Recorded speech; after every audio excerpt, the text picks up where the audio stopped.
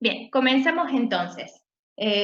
Como siempre, hay algunos ejercicios que son los modelos, que los vamos a discutir hoy. Hoy prácticamente vamos a discutir casi todos los ejercicios que conforman parte de esta unidad, entonces más vale hacia el final de todo, podemos conversar rápidamente a dónde apuntan esos poquitos ejercicios que vamos a dejar sin hacer. ¿Estamos?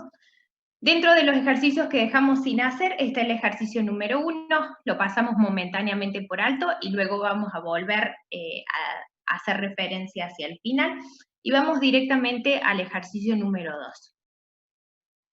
El ejercicio número 2 tiene 3 incisos. El primero de los incisos les pide escribir la configuración electrónica de los elementos de la primera serie de transición y en base a ella analizar el número de electrones que pueden ser extraídos en el siguiente proceso, que ustedes lo tienen escrito ahí en la filmina, donde nosotros tenemos metal gaseoso que pasa al catión metálico más la cantidad de electrones extraídos, o sea que básicamente es un proceso de ionización, ¿tá? Como estamos acostumbrados a verlo. ¿A dónde apunta este problema en particular? Apunta que de alguna manera nosotros podamos analizar la riqueza de los distintos estados de oxidación que tenemos para los elementos del bloque D en general. Nosotros, por supuesto, nos vamos a centralizar en lo que es primera serie de transición, que son aquellos elementos con los cuales vamos a trabajar más, sobre todo en la parte del laboratorio y en general en los ejercicios. ¿Estamos? Pero todo el bloque tiene una química bastante parecida y, como les decía, es rica en estados de oxidación. Está dentro de lo que es tabla periódica, el bloque D, tenemos metales que van desde estados de oxidación 0 y estados de oxidación bajos, como 1, 2 o 3, a estados de oxidación tan altos como un +7 en el manganeso. ¿Estamos? ¿De dónde viene esa riqueza que nosotros tenemos de estado de oxidación? Bueno, naturalmente de la cantidad de electrones que nosotros tenemos involucrados en los átomos de estos elementos. ¿tá? La cantidad de electrones que tenemos tanto en el nivel NS como en el N-1D hace que tengamos esta posibilidad de obtener una gran variedad de estados de oxidación distintos. Antes de discutir cuáles son los estados de oxidación más comunes, quiero que tengamos presente lo siguiente, que cuando hablamos de estado de oxidación, no necesariamente nos estamos refiriendo de forma directa a la cantidad de electrones que nosotros vamos a físicamente extraer del átomo para obtener el catión correspondiente. ¿A qué me refiero con esto? Que cuando nos referimos a estados de oxidación bajos, como por ejemplo un +1, un +2, un +3, ¿sí? Sí es que nos referimos a el catión +1, el catión +2 o el catión +3, el cual puede estar en solución o lo podemos llegar a identificar en una estructura de un compuesto iónico, por ejemplo.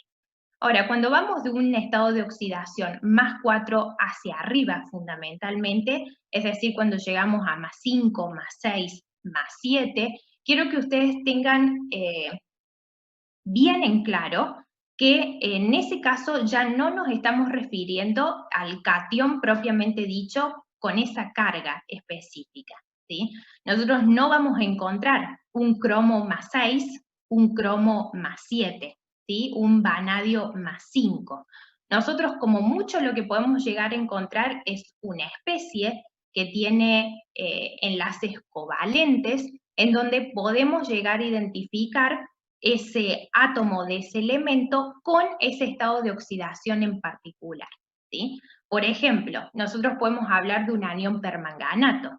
En el anión permanganato nosotros estamos haciendo referencia a la especie que tiene enlaces de naturaleza covalente, donde podemos estar identificando al manganeso con un estado de oxidación +7. Pero eso es muy distinto a que yo diga que en solución puedo tener el catión manganeso +7, porque ahí hay un error conceptual y un error conceptual grave. ¿Está? Nosotros a esta altura ya tenemos que saber que cuando tenemos una carga tan elevada, tenemos un radio muy pequeño, es decir que la densidad de carga o el parámetro electrostático, como ustedes quieran llamarle, de la especie es tan elevado, ¿sí?, que sí o sí tiene que estar combinado con otra cosa, generando una especie ya, como decíamos, de naturaleza covalente, donde nosotros podemos identificar el estado de oxidación, pero nunca podemos decir que ese catión +7 o +6 como tal existe en solución, porque no lo es. ¿Está? Esa diferencia yo creo que tiene que quedar bien en claro. ¿Estamos? Entonces este ejercicio, ya termino la idea y me voy a la pregunta del chat.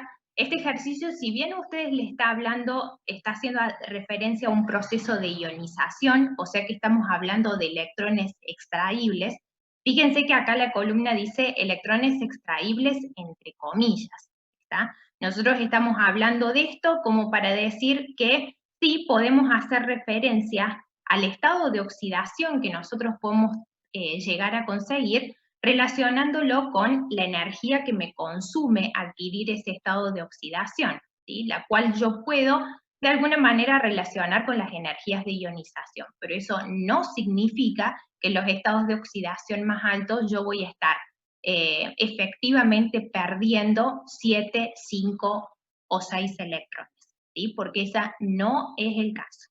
¿Estamos?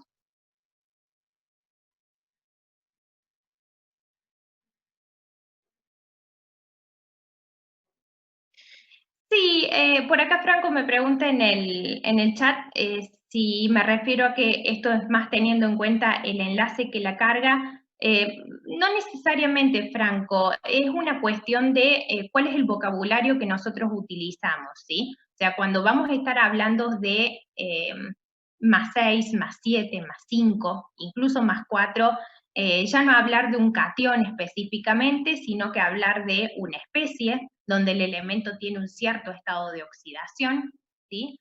De asegurarnos de no hablar de carga, sino que hablar de justamente estado de oxidación. Ustedes recuerden que el estado de oxidación no es exactamente igual a una carga formal, porque sus definiciones son distintas. Recuerden que cuando nosotros tenemos una estructura de Lewis de una especie con uniones covalentes, la carga formal, para nosotros calcularla, suponemos que los electrones del enlace están repartidos de forma equitativa entre los átomos, ¿sí?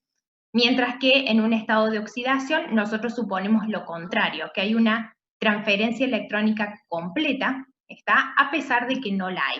Entonces todos los electrones del enlace se los asignamos al elemento más electronegativo y se los quitamos al elemento más electropositivo.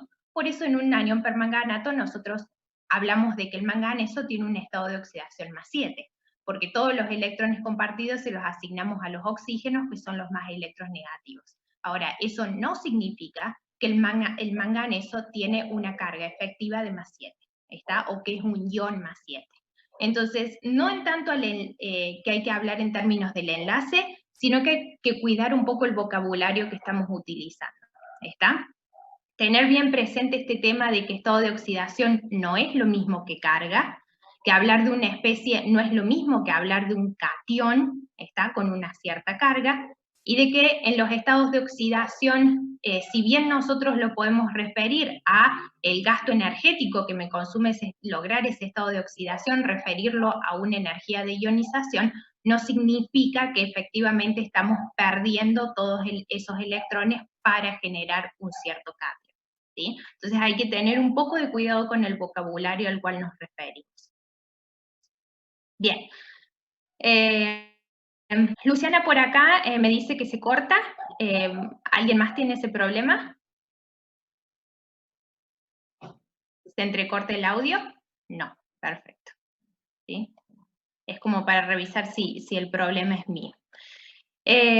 Por acá Álvaro me preguntaba qué significa, en general él me pregunta puntualmente por el cobre, pero lo vamos a explicar en general, qué son los estados de oxidación que figuran entre paréntesis. Bueno, una vez hecha la aclaración que hicimos recién, vamos a recordar un par de cosas y vamos a analizar lo que tenemos aquí en la tablita. Antes que nada, recordemos las configuraciones electrónicas de los elementos de la primera serie de transición, que es lo que nos pide el ejercicio.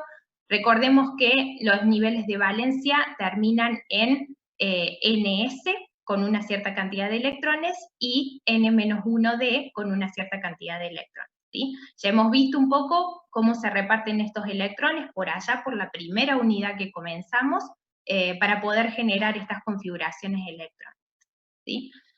¿Qué es lo que recordamos de acá? Que me voy a cansar de decirlo y ustedes se van a hartar de escucharlo, pero lo vamos a seguir repitiendo.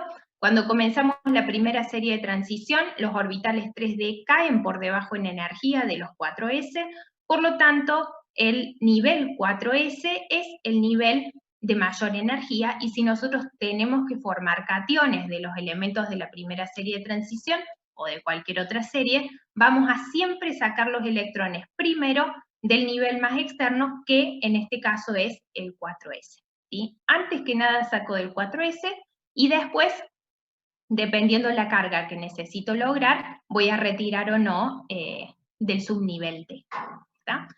Habiendo recordado eso, vemos acá que para la primera serie de transición, los estados de oxidación que nosotros podemos llegar a lograr para escandio es +3, como máximo para titanio +4, para vanadio +5, para cromo +6, para manganeso +7. Y de repente, desde manganeso en adelante, vemos que en general los estados de oxidación son +3, +2 o +1. ¿Sí? Estos entonces que están fuera del paréntesis son los estados de oxidación máximos que pueden lograr los elementos. Los que están entre el paréntesis, esos estaban fuera. Los que están dentro del paréntesis son los estados de oxidación más estables. Está para el elemento particularmente a un pH igual a 0.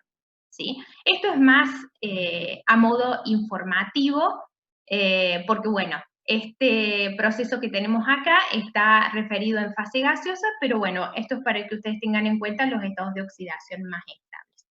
Fíjense que los estados de oxidación más estables en general son +3, +2, son estados de oxidación relativamente bajos, y para el cobre 0, porque el grupo del cobre, ya lo vamos a tratar en más detalle más adelante, son metales nobles, o sea que tienen tendencia a reducirse, y los estados de oxidación más estables es el 0 para todos.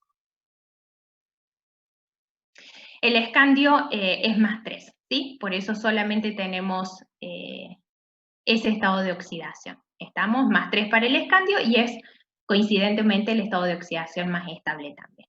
¿Está? ¿Qué es lo que quiero yo que ustedes vean de acá? Con respecto a los estados de oxidación máximos que pueden lograr los elementos, es decir, los que están fuera del paréntesis, quiero que vean ustedes que hasta más o menos la mitad de la serie de transición, que está marcada por el manganeso, fíjense que los elementos pueden alcanzar el estado de oxidación máximo, que correspondería al grupo al cual pertenecen. ¿Sí?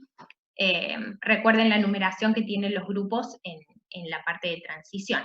Ahora, desde la mitad en adelante, es decir, desde el hierro inclusive en adelante, fíjense que ya los elementos son incapaces de alcanzar el estado de oxidación máximo que uno estaría prediciendo para el grupo, ¿sí? O sea que no tenemos un estado de oxidación +8 o más grande, ¿sí? Que eso.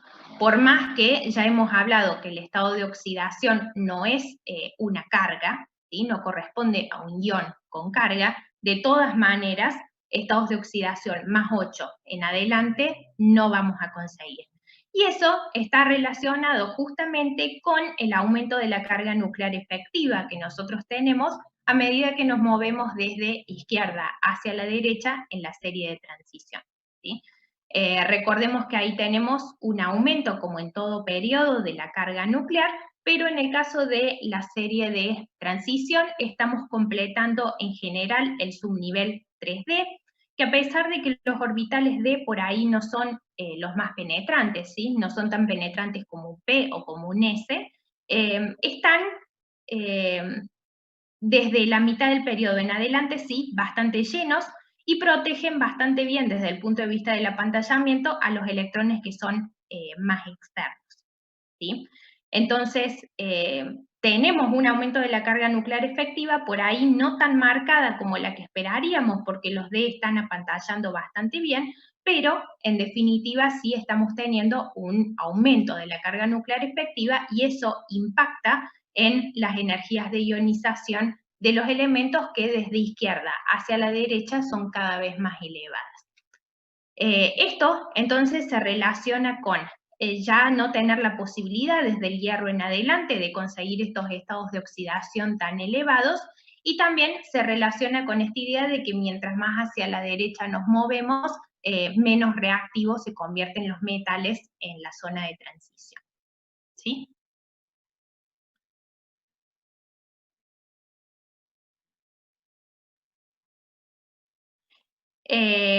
¿Por qué tiene estado de oxidación más 2?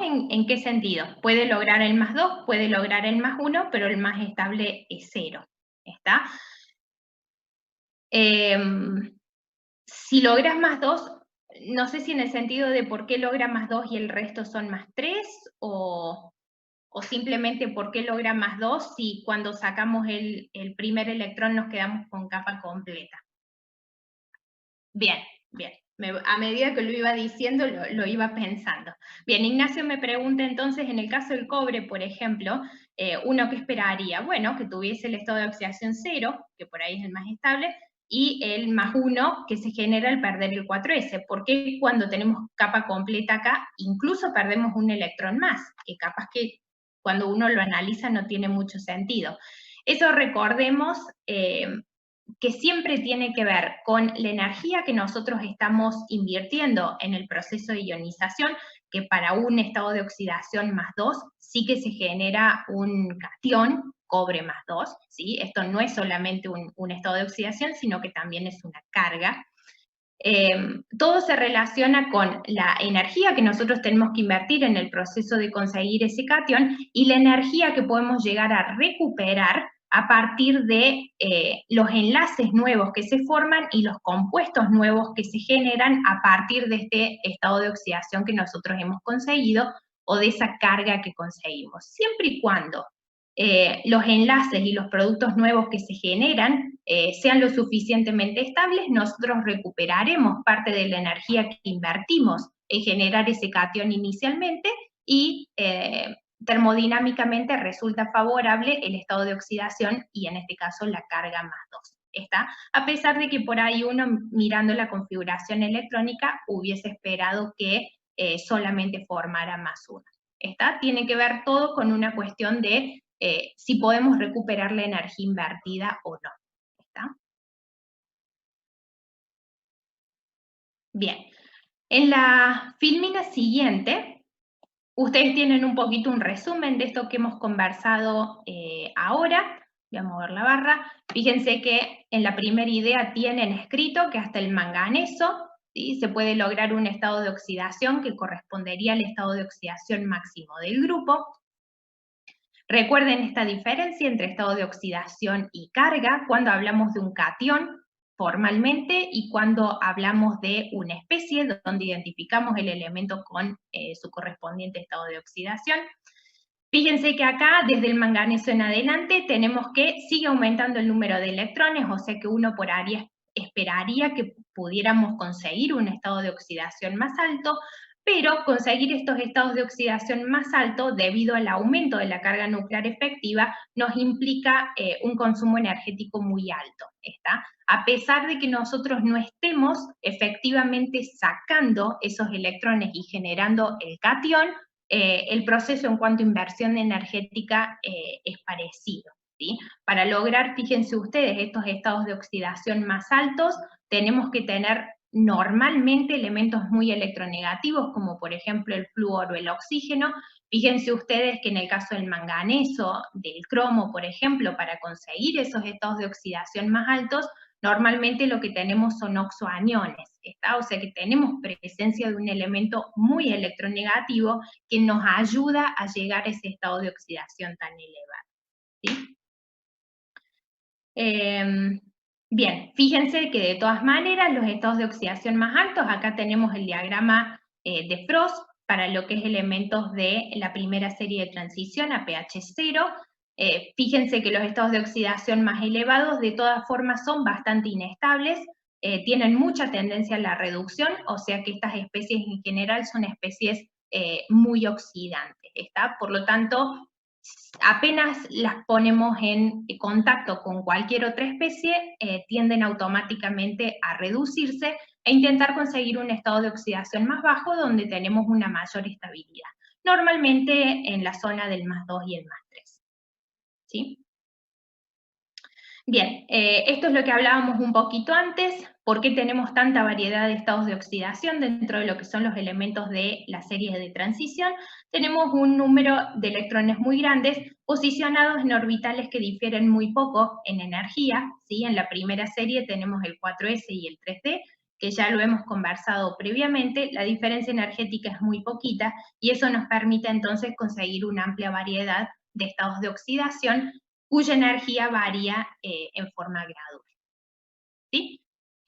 Espero entonces que haya quedado bien en claro esta parte, sobre todo no porque uno fuera a hacer una pregunta específica con respecto a esto en un parcial, sino porque tal vez ustedes están hablando de otra cosa o están intentando escribir una reacción o una ecuación química y de repente uno viene leyendo o viene viendo la ecuación y se encuentra, no sé, con un cromo +6 o un manganeso +7.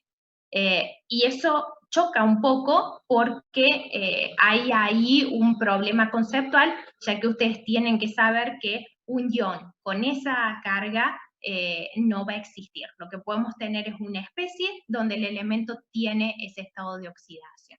¿Está? Entonces hay que tener un poquito de cuidado con el vocabulario que uno utiliza. ¿Sí? Hace un ratito me saltó el aviso de los 10 minutos, ya saben ustedes que cuando se corta ingresamos con la misma clave y el mismo ID. Vamos directamente entonces a analizar los potenciales de ionización y los puntos de fusión de los elementos. ¿Sí? Los estados de oxidación lo hemos hablado un poquito recién. En general analizamos las tres primeras energías de ionización, como decíamos hace un ratito, porque ya de +4 en adelante lo que tenemos son estados de oxidación y no cargas específicas o iones con cargas de ese tipo. Entonces, para energía de ionización 1 y 2 se relacionan en general con la pérdida de los electrones 4s.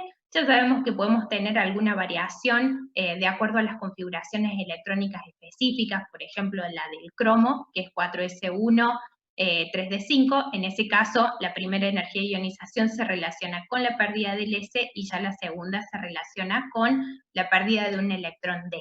Pero bueno, en general, E1 y E2 se relacionan con la pérdida de los 4s y D3 en adelante se relacionan con la pérdida de los electrones 3d. Acá hablamos de una energía de ionización 3 en adelante porque podemos llegar a conseguir valores de energía de ionización superiores, pero o extrapolados o que hemos conseguido de forma experimental, pero aplicando condiciones muy específicas, porque queríamos averiguar cuál era la energía de ionización por ahí para una especie con una carga superior, pero no porque vayamos a tener un ion con una carga de +4, +5, +6, +7 normalmente, porque no sucede. ¿Sí? ¿Cómo evoluciona la energía de ionización 1, 2 y 3? Esto ustedes ya lo saben, la energía de ionización 3 es superior a la 2, que a su vez es superior a la 1. Esto sucede porque lo podemos explicar de dos formas, o estamos tratando, a medida que vamos perdiendo electrones, estamos intentando retirar cargas negativas de una especie que tiene una carga positiva, entonces eso ya tiene un consumo energético, involucra un consumo energético superior, o si no, al ir perdiendo electrones también tenemos una disminución del apantallamiento que hace que crezca la carga nuclear efectiva y el proceso de quitar un electrón más nos consuma una energía superior. Acá podemos ver para la primera serie de transición, la energía de ionización 1 es la azul, la 2 es la anaranjada y la 3 es la gris. ¿Sí? Como podemos ver, en general, porque bueno, sobre todo en la serie de transición, hay saltos en las tendencias. Ustedes recuerden que si nosotros no estamos haciendo referencia específica a un salto puntual en la tendencia, normalmente estamos apuntando a hacer un análisis sobre cómo evoluciona la propiedad, pero desde el punto de vista general. No nos vamos a parar mucho en las cuestiones específicas por ahí que se salen de la tendencia, ¿sí? Las excepcionalidades. Entonces, en general, la energía de ionización 1 aumenta de izquierda a derecha por el aumento de la carga nuclear efectiva. Fíjense que tenemos un aumento, pero es bastante leve, son muy parecidas una con la otra. Esto tiene que ver, como decíamos recién, con el efecto apantallamiento de los electrones 3D, que está siendo bastante efectivo. Entonces, a pesar de que tenemos un aumento de la carga nuclear, tenemos un buen apantallamiento que hace que la carga nuclear efectiva se mantenga relativamente constante, y entonces el radio y las energías de ionización, que son las propiedades afectadas directamente por la carga nuclear efectiva, se mantienen, ¿sí?, aproximadamente constantes también, con una ligera tendencia hacia arriba. En la última parte del periodo podemos ver sí un aumento un poquito más marcado, ya por el comportamiento de los elementos en sí mismos, ¿sí? Acá vemos que la energía entonces de ionización 2 es mayor a la 1, y la 3 es mayor a las otras dos. Fíjense que a medida que nosotros vamos retirando electrones, ya vamos a ver qué es este salto acá, a medida que vamos retirando electrones, como vamos perdiendo un poco el apantallamiento de esos electrones 3D, entonces se nota más la diferencia entre el principio y el final del periodo, ¿sí? Tenemos un aumento ya más marcado. ¿Qué pasa en esta zona acá? Lo vamos a retomar después. Esta es la tercera energía de ionización del manganeso y esta es la del hierro, le explicamos brevemente ahora. El manganeso tiene una configuración 4s2, 3d5, nosotros retiramos los dos primeros electrones, que son los 4s, y nos quedamos con una configuración 3d semillena, que tiene una estabilidad un poquito superior al resto de las configuraciones, por una cuestión de que tenemos todos los electrones paralelos, con un spin paralelo, y entonces retirar un electrón extra de esa configuración, que tiene una estabilidad superior, nos cuesta por supuesto un poco más de energía, y entonces este es el salto que estamos viendo acá en la tendencia. ¿Qué pasa en el caso del hierro? Una cuestión al revés. El hierro tiene una configuración 3d6, donde el electrón que estamos retirando está pareado en un mismo orbital, entonces la repulsión que tenemos dentro del orbital hace que nos cueste un poquito menos de energía retirar ese electrón, y este es el salto que estamos viendo acá en la tendencia, ¿sí? El manganeso es un poquito más elevado y el hierro un poco más bajo de lo que uno esperaría.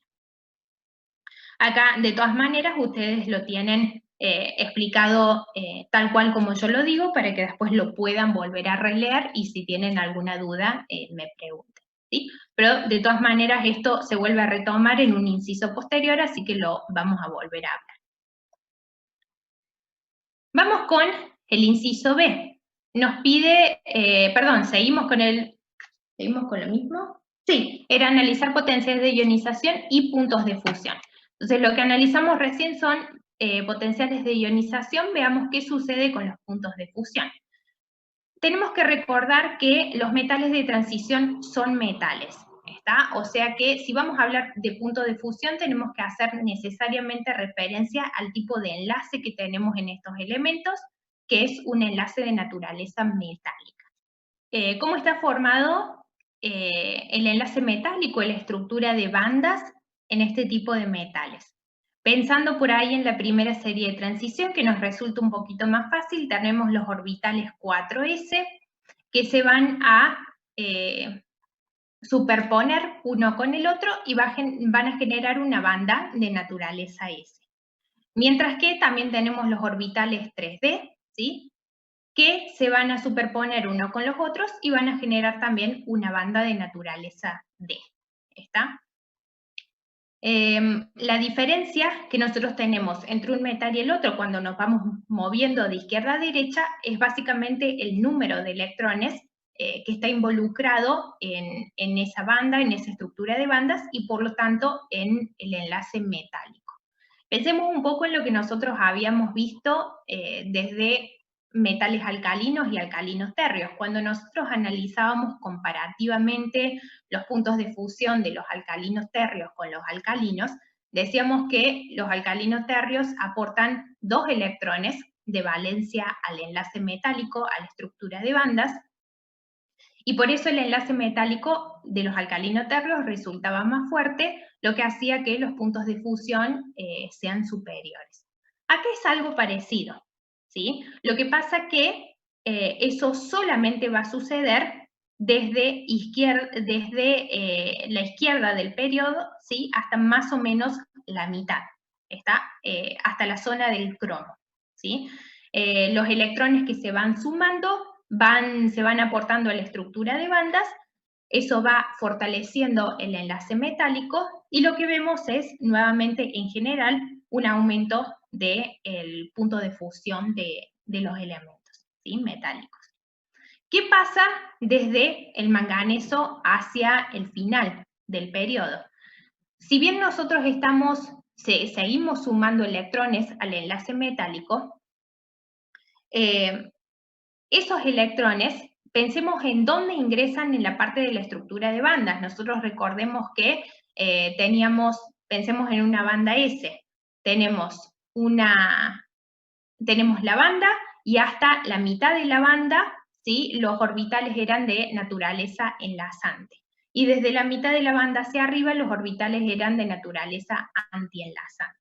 Entonces, ¿qué pasa? En los metales de transición, puntualmente, desde la mitad del periodo en adelante, esos electrones nuevos que están ingresando, van ingresando en la parte antienlazante de la banda, ¿sí? Al entrar en la parte antienlazante de la banda, si bien estamos sumando electrones, se termina debilitando el enlace, y los puntos de fusión, fíjense ustedes que empiezan a bajar. Nosotros acá, en la zona derecha de la gráfica, podemos ver la tendencia en los puntos de fusión. Tenemos, sí, saltos particulares, como en el caso del manganeso, que está relacionado un poco con la estructura electrónica, pero en general tenemos la tendencia que estuvimos hablando, ¿sí? Aumenta hacia la mitad y desde la mitad en adelante desciende. Por acá en el chat me preguntan particularmente qué pasa con el manganeso. Recién les dije que está relacionado con la estructura, la configuración electrónica particular que tenemos, que hace un ratito les decía es una configuración electrónica semillena. Tenemos semillena en el subnivel D, y tenemos una configuración 4s2, 3d5. Dejando un poco de lado el cromo, porque el cromo tiene una configuración semillena tanto en S como en D, no los podemos contrastar uno con el otro. Al manganeso, como tiene sus orbitales 4s llenos, lo vamos a contrastar con el resto de los elementos que tenemos hacia la derecha.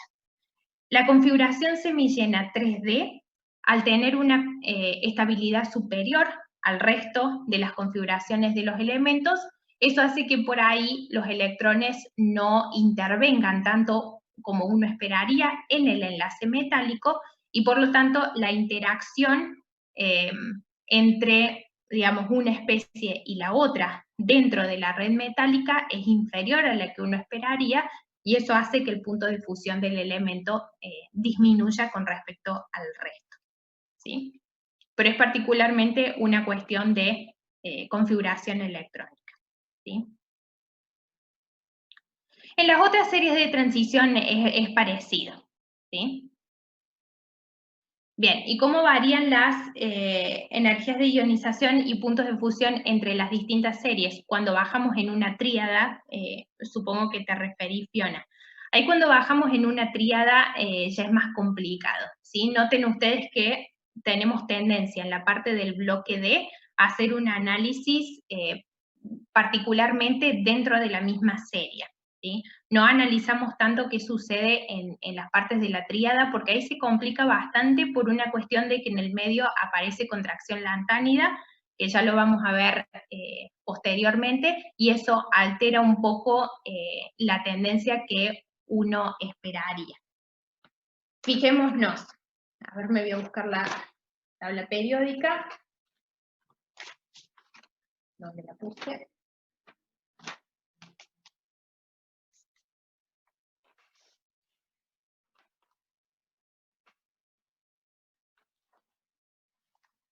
Ay, no sé dónde la metí. Bueno, no sé dónde la puse, la tengo entre todos los papeles. Por ahí, pensando en la primera tríada, que es la tríada del escandio, ahí tal vez el comportamiento, como estamos pre-lantánidos y actínidos, es el comportamiento que nosotros esperaríamos. Al bajar en el grupo, tenemos una disminución de las energías de ionización por una cuestión de que estamos añadiendo niveles electrónicos llenos. Pero fíjate que después de los lantánidos y actínidos, el comportamiento empieza a ser bastante diferente a lo que nosotros esperaríamos, hasta tal punto de hacia el final del bloque D, cuando nos encontramos, por ejemplo, con el mercurio, si bien es el último del grupo, luego del zinc y del cadmio, es líquido cuando en realidad los otros son sólidos. O sea que ahí el salto en el punto de fusión es bastante distinto, ¿sí? Es una cuestión de la diferencia que nosotros tenemos en el radio del mercurio y del cadmio y del zinc, a pesar de que tenemos presente la contracción lantánea. O sea que ya ahí se vuelve más complicado y hay que analizar tríada por tríada y en esa situación particular qué es lo que puede qué es lo que puede estar pasando con la energía de ionización en el punto de fusión. Entonces la tendencia que siempre tenemos es analizar en cuestión de series. Sí podemos hablar un poquito más de la energía de ionización, por ejemplo, para post-lantánidos y actínidos, por una cuestión de que la contracción lantánida, que ya la vamos a explicar, tiene un efecto puntual sobre el radio y eso afecta directamente las energías de ionización, que terminan siendo más elevadas de lo que uno esperaría. Pero no vamos a entrar demasiado, o sea, más que eso en detalle, en cómo varían las propiedades en cada una de las tríadas específicamente. ¿Sí? Nos vamos a concentrar más que sucede en la serie, de izquierda a derecha. Y el comportamiento en el resto de lo que sería la serie 2 y la serie 3 es muy parecido a este que vemos acá. ¿Sí? Veamos qué pasa en el inciso C. En el inciso C, acá justo viene lo que Fiona me preguntaba recién, que si nosotros vamos a analizar en un mismo grupo, lo que más podemos llegar a hablar es radio y energía de ionización, que es lo que podemos hacer referencia directamente con contracción lantánea. De todas maneras, ustedes van a ver que cuando comparamos dentro de una tríada, es decir, una serie contra la otra, normalmente lo que vamos a explicar en la serie 1 y 2 contra lo que podemos llegar a ver en la serie 3. Tampoco vamos a explicar puntualmente qué está pasando acá en la serie 1 y 2, que fíjense que la tendencia es bastante errática, ¿sí? Dependiendo de la tríada específicamente, la energía de ionización a veces sube, a veces cae por debajo, ¿sí? Se complica bastante. Entonces, vamos a contrastar lo que vemos en la serie 1 y 2 contra lo que vemos en la serie 3, en función del concepto de contracción lantánea. Y específicamente para energía de ionización y radio. No vamos a entrar mucho más en detalle que eso cuando hacemos contraste dentro de un mismo grupo. ¿Sí? ¿Qué es esto de contracción lantánea? ¿Sí? Cuando nosotros vamos desde la primera serie hacia la segunda y la tercera, a ver si puedo encontrar ahora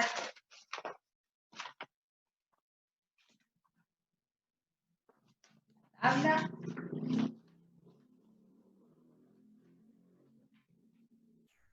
Acá está. ¿Sí? Tendría que haber puesto una tabla en las filminas, pero bueno, ahora justo me avivo. Nosotros estamos en la primera serie es escandio, la segunda serie tenemos itrio dentro del bloque D, si ustedes tienen la tabla ahí a mano lo pueden ir viendo. Y cuando tenemos tercera serie y cuarta serie, la tercera serie arranca el bloque D con lantano y la cuarta serie arranca con actinio. ¿Estamos? O sea que después del lantano y del actinio comienza lo que sería la parte de transición interna o el bloque E. Cuando analizamos un poco qué pasa con las configuraciones electrónicas en ese bloque F o en ese bloque de transición interna, vemos que lo que se empiezan a llenar son los orbitales 4F o el subnivel 4F. Para la primera serie, subnivel 5F para la segunda, de los elementos de transición interna. ¿Qué pasa con esos orbitales F? Nosotros ya habíamos mencionado antes que los orbitales D no son tan penetrantes como los S o los P, pero generaban un apantallamiento que era decente, ¿sí? Cuando nosotros nos movemos en la serie de transición de izquierda a derecha. ¿Qué pasa con la naturaleza de los orbitales F y el apantallamiento que generan? Bueno, los orbitales F son incluso menos penetrantes que los D, por lo tanto, el apantallamiento que generan es bastante precario, ¿sí? ¿Qué pasa entonces si nosotros nos movemos en una tríada, cuando vamos de abajo hacia arriba en el bloque D? Estamos teniendo un incremento en la carga nuclear que es considerable. Fijémonos en la primera tríada, vamos del escandio, que es 21, al litro, que es 39, y al lantano, que es 57, ¿sí? Tenemos un aumento en Z que es bastante pronunciado y lo que estamos empezando a llenar, sobre todo cuando saltamos de la primera y segunda a la tercera serie, son los orbitales 4F que, como dijimos, son muy poco empantallantes. Entonces, si bien crece la carga nuclear, el apantallamiento no lo estaría acompañando y eso hace que tengamos un incremento en la carga nuclear efectiva que es muy, muy marcada para los electrones más externos. Entonces, a pesar de que nosotros estamos teniendo un nivel electrónico más lleno, es decir, un nivel electrónico extra, cuántico principal, tenemos un incremento muy marcado de la carga nuclear efectiva, y eso tiene dos consecuencias que la vemos acá en el recuadro verde. La primera es que el radio de los elementos de la serie 5D es bastante más pequeño al que nosotros hubiésemos esperado. Seguramente esperábamos un radio más grande por tener un nivel cuántico principal más lleno con electrones, pero nos encontramos con que en realidad los radios de la serie 5D son prácticamente iguales a los radios de la serie 4D, ¿sí? Eso es lo que nosotros llamamos como contracción lantánida, ¿sí? Y la segunda consecuencia, que se relaciona mucho con el aumento de la carga nuclear efectiva y la disminución de los radios, es un aumento, lógicamente, en las energías de ionización, que son mayores a lo que nosotros esperaríamos. Entonces, como vemos acá, la serie 5D, que es la que está en gris, tiene energías de ionización que van por arriba de las energías de ionización de la serie 3D y la 4D.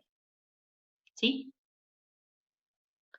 Algo importante con respecto al tema de la contracción lantánida, recuerden que los orbitales 4F son los que se están llenando para la primera serie de transición interna, los 5F para la segunda serie de transición interna, pero lo que quiero que tengan presente es que los orbitales F, ¿sí?, son los que son muy poco penetrantes y por lo tanto muy poco apantallantes, porque hay una tendencia a cuando en el parcial nosotros les preguntamos sobre contracción lantánida, o ustedes tienen que utilizar el concepto y lo tienen que explicar, dicen que la contracción lantánida se produce porque los orbitales D son muy poco penetrantes y muy poco empantallantes.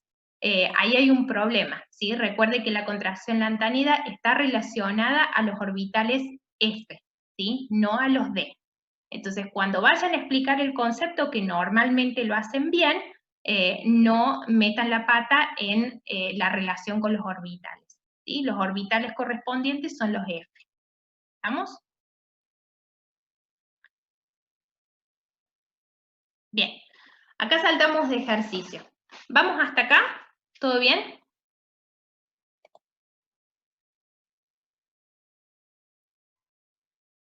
Sí. Bien. Seguimos entonces.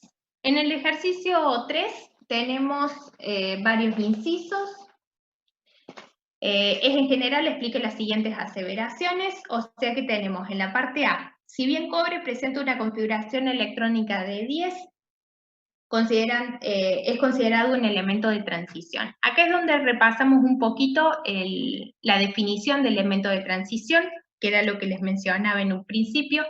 Elemento de transición, vamos a clasificar aquel elemento que esté conformado por un átomo neutro, que posee un subnivel D incompleto, o que tiene por lo menos un ion simple con una capa externa D incompleta, ¿sí?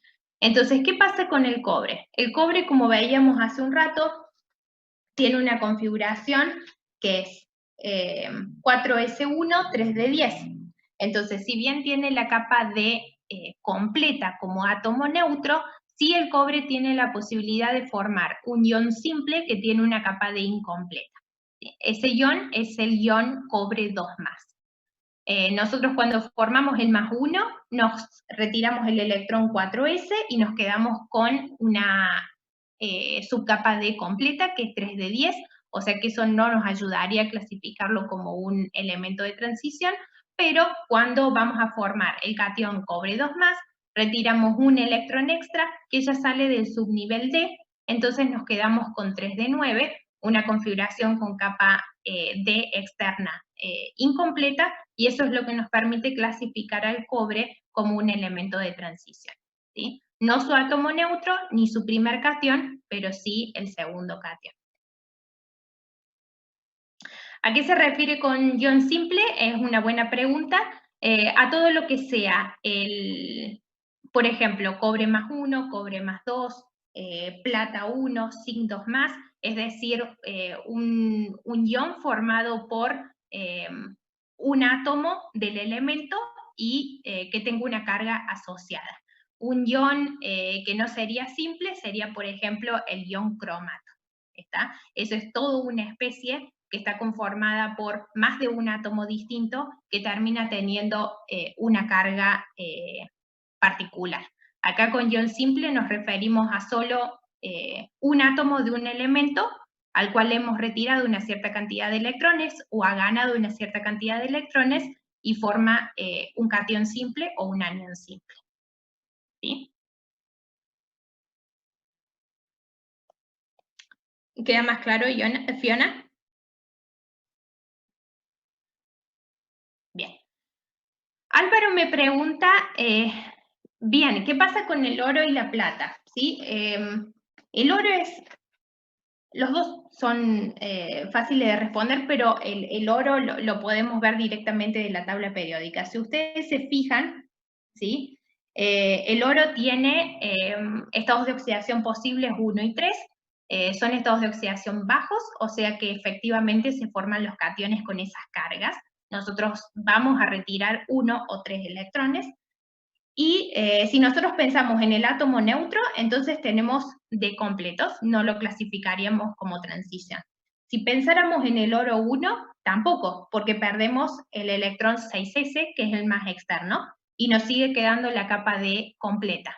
Pero si formamos el oro 3, ahí retiramos 2 electrones del 5d y nos quedamos con 5d8, o sea que una capa D externa incompleta, y entonces particularmente por ese catión es que podemos considerar al oro un elemento de transición. ¿Qué pasa con la plata? Con la plata pasa algo parecido. El tema es que no estamos acostumbrados a ver mucho ese catión, ¿sí? Pero la plata, además de formar un catión con un estado de oxidación +1, también tiene la posibilidad de formar un catión con un estado de oxidación +2. Recuerden ustedes que los estados de oxidación que les figura ahí en la tabla periódica, o lo que conversamos nosotros normalmente, son los estados de oxidación más comunes. No significa que no podamos llegar a encontrar al elemento con un estado de oxidación distinto. Eso nos pasó en la parte, me parece, de redox, donde habíamos hablado del dióxido de cloro, donde aparece un estado de oxidación +4 para el cloro que nadie estaba acostumbrado a verlo, entonces todos me preguntaban por mail si eso había sido un error, ¿sí? No, recuerden que lo que vemos en la tabla son los estados de oxidación más comunes, pero no son todos. En el caso de la plata pasa parecido. Estamos acostumbrados a ver la plata +1, pero la plata también hace otro catión, que es el catión +2, y que es particularmente el catión que nos ayuda a clasificar a la plata como un elemento de transición. Porque si nosotros vemos el átomo neutro, la plata tiene los D llenos, y si formamos la plata +1, que es el que estamos acostumbrados a ver, también tiene los D llenos. Recién cuando formamos plata +2, encontramos 4D9, que es la subcapa de incompleta masa externa. ¿Está? Por esta razón es justamente que el grupo 12, zinc, cadmio y mercurio, si ustedes se fijan, todos los elementos tienen como átomos neutros los orbitales 3D, 4D o 5D, dependiendo de la serie, los tienen todos llenos, y justamente estos tres elementos, el único estado de oxidación posible que tienen es +2, y bueno, si generamos los cationes +2, perdemos los electrones 4s, pero nos seguimos quedando con los orbitales D llenos, y eso hace que nosotros a los elementos del grupo 12 los podamos clasificar como partes del bloque D, pero no podamos decir que son elementos de transición. ¿Sí?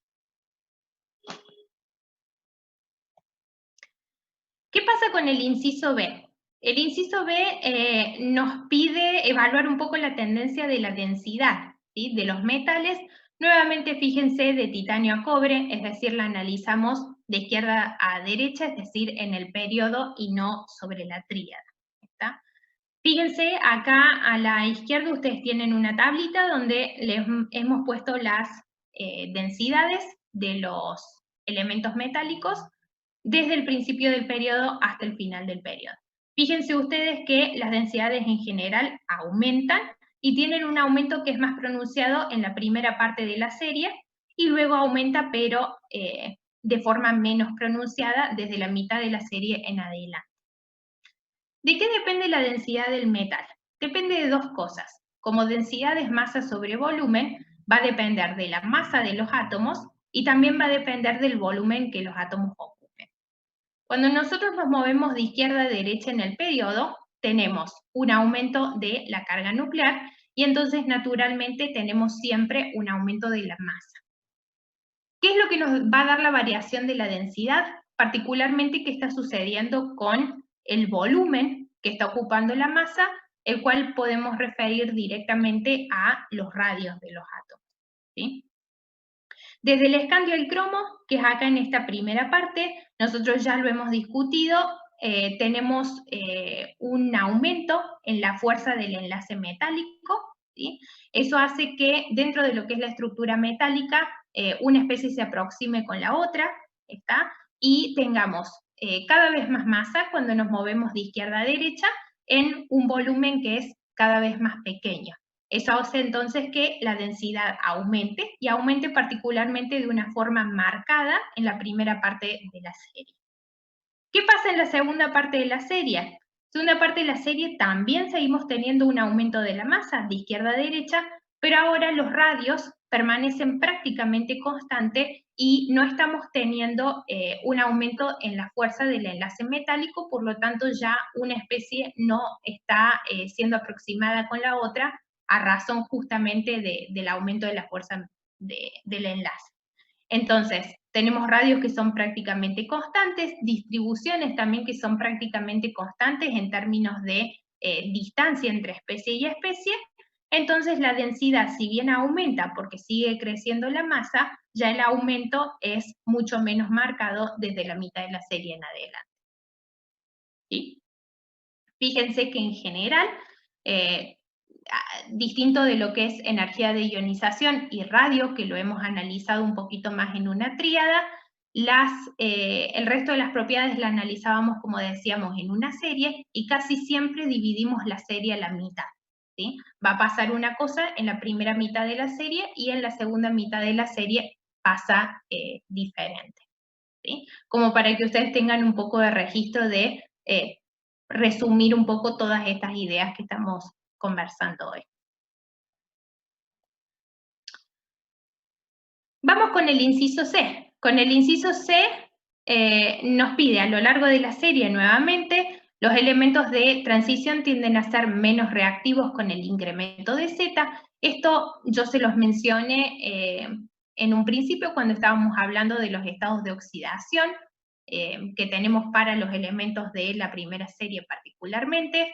Tenemos que la carga nuclear, ¿sí?, y correspondientemente la carga nuclear efectiva aumentan, no mucho dijimos, pero bueno, incrementan ligeramente de izquierda a derecha en el periodo, y eso hace que los electrones D particularmente, que son los que nosotros esperaríamos que por ahí estén un poquito más involucrados en la actividad, porque los S, que son los más externos, ya sabemos que esos de por sí siempre están involucrados cuando estamos hablando de enlace. Los electrones D quedan más retenidos, de manera que entonces ya no podemos disponer tantos de ellos para que participen como parte de un enlace, ya sea formación de cationes para un compuesto iónico o intervenir en la formación de un compuesto covalente. ¿Dónde vemos reflejado esto? Justamente en los estados de oxidación, que era lo que conversábamos al principio, donde hacia el final de la serie, más hacia la derecha, estamos viendo que los estados de oxidación que se forman son +2, como mucho +3, y fíjense que en el caso particular del cobre, que son los metales nobles, incluso tenemos directamente tendencia a la reducción, ¿sí? O sea que estamos en términos de perdemos los electrones S, como dijimos, en general siempre participan del enlace, pero hablamos de cuán retenidos están estos otros electrones D y cuál es la capacidad que tienen de poder involucrarse en la formación de un enlace, ¿sí? Acá tenemos un poquito lo que hablábamos hace un rato, que para poder conseguir estados de oxidación más elevados, en general tenemos que tener algún elemento de naturaleza muy electronegativa, como por ejemplo un fluoruro o un óxido, ¿sí? Bien. Vamos con el ejercicio número 4, seguimos analizando un poco estados de oxidación. Acá lo que ustedes tienen es un diagrama de Frost a pH 0 para los elementos de nuevo de la primera serie de transición. Fíjense que está al revés, me parece, de como lo solemos analizar siempre. Tenemos los estados de oxidación positivos hacia la izquierda y tenemos el 0 hacia la derecha, y comienza una nueva cuenta una vez que cambiamos de elemento. Y nos pregunta, ¿qué metal será el más estable en su estado elemental? Recuerden que cuando hablamos de estado elemental nos referimos al metal con estado de oxidación 0. ¿Sí? Buscamos, hacemos un rastreo de los estados de oxidación más estables. Recordemos que en el diagrama de Frost los estados de oxidación más estables se ubican más abajo en el diagrama por una cuestión de que son los estados de oxidación que tienen la menor energía libre, ¿sí?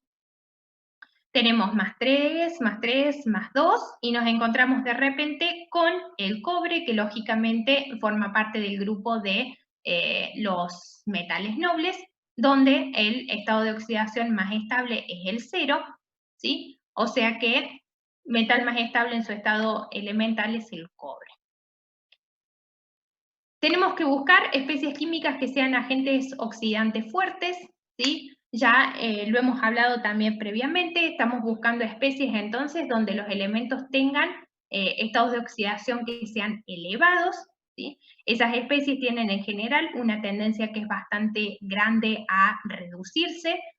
Fíjense las pendientes, ¿sí?, que tienen los estados de oxidación más altos, contra un +3, un +2 o un 0 inclusive, son pendientes que son muy grandes, positivas, o sea que la tendencia a reducirse es mucha, y eso hace que por supuesto sean buenos agentes oxidantes. Nuevamente, fíjense cómo está puesto acá. ¿Qué especies químicas serán agentes oxidantes fuertes? Entonces nosotros no vamos a hablar de hierro +6, manganeso +7 y cobre +6, sino que vamos a hablar de las especies que le corresponden, ¿sí? En el caso del cromo será el dicromato, en el caso del manganeso será el permanganato, y en el caso del hierro, fíjense que acá está puesto como hierro 6, en el sentido de números romanos, ¿sí? Esto nos da la idea siempre de un estado de oxidación, pero no está puesto, esto es distinto que escribirlo de esta forma. Hierro 6 más, ¿sí? Como supraíndice. ¿Estamos? El sentido de esto es diferente a esto. Esto se refiere a un estado de oxidación que no necesariamente es una carga, mientras que si ustedes escriben esto, nosotros interpretamos que ustedes están haciendo referencia a un catión hierro con una carga más 6, que no es posible, ¿sí? ¿Qué se relaciona con un hierro con una carga más 6? Sería un ferrato, que es parecido a un anión permanganato o a un anión cromato, ¿sí? ¿Por qué lo ponemos de esta manera? Porque ya lo hemos discutido antes en la unidad de redox, el hierro más 6 como tal, si bien lo podemos tener en cuenta para una distribución, un diagrama de Frost en pH 0, en realidad a pH 0 el estado de oxidación es muy, muy oxidante, o sea que es una especie que es altamente inestable, ¿sí? Si la podemos llegar a encontrar y ustedes la quieren ver, será como mucho en un medio básico, que es donde la van a ver aparecer en el diagrama de Latimer que ustedes tienen al final de la guía, ¿sí? Por eso es que acá está puesto así y no está puesto formalmente como un anión ferrato. ¿Qué pasa en el inciso C? En el inciso C nos pregunta cuál es el número de oxidación más estable termodinámicamente de la mayoría de los elementos. Nuevamente nos fijamos, ¿sí?, en los estados de oxidación de menor energía libre. En general es el más 2, pero bueno, yo diría que está bastante peleado con un más 3 también, ¿sí? Más 3 y más 2 son los estados de oxidación en general más estables para los elementos de la primera serie de transición, ¿sí?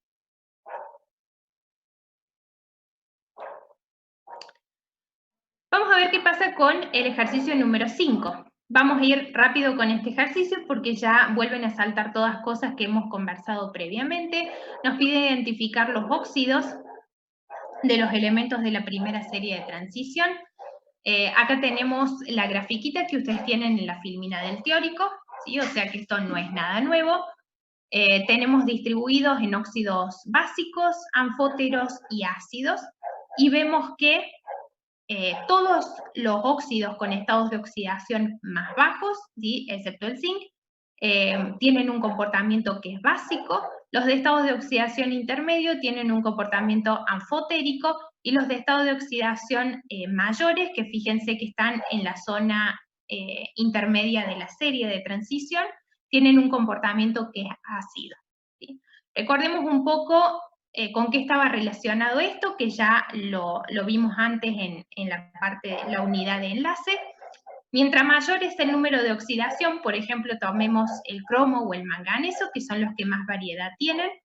A medida que nosotros aumentamos el número de oxidación, analicemos qué pasa con la carga y con el radio. La carga aumenta de forma progresiva y el radio, consecuentemente, disminuye de forma progresiva. Esto hace que, a medida que aumentemos el número de oxidación, aumente el parámetro electrostático o la densidad de carga, de cualquier forma que ustedes lo quieran ver, recuerden que está bien.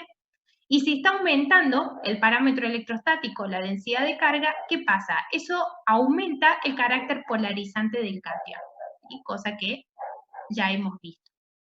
Cuando aumentaba el carácter polarizante del catión, ¿qué pasaba? Se deformaba la nube electrónica del anión, que termina siendo polarizado, ¿sí? Y eso hacía que aumentara el solapamiento entre los orbitales y generáramos, por supuesto, un mayor porcentaje de covalencia en el enlace, ¿sí? Entonces, los de estados de oxidación más bajos, donde los cationes son menos polarizantes, vamos a formar óxidos que tienen una naturaleza iónica, es decir, básica. Los estados de oxidación más altos darán origen a enlaces que son de tipo covalente, es decir, óxidos de naturaleza ácida. Y los estados de oxidación intermedios en general son enlaces de naturaleza iónica, pero que tienen un porcentaje de covalencia elevado. Entonces eso da origen a óxidos que tienen naturaleza de tipo anfotérica. ¿Está? Acá el inciso B es más de los mismos, nos piden discutir cómo varían las propiedades ácido-base de los óxidos con el estado de oxidación del elemento, y acá lo que vemos es un pequeño resumen justamente de todo esto que acabamos de hablar recién. ¿Sí? Recuerden entonces, repasen siempre cómo son las reacciones de los óxidos básicos, ¿sí? Cuando reaccionan con agua, si pueden hacerlo, o cuando reaccionan con ácidos. Lo mismo para los anfotéricos, ¿sí? Tanto ácidos como bases.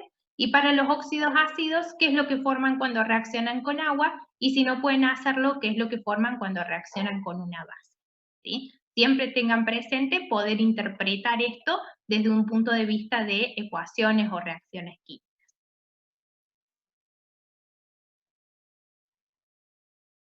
¿Alguna duda hasta acá? Antes de que pasemos al próximo ejercicio.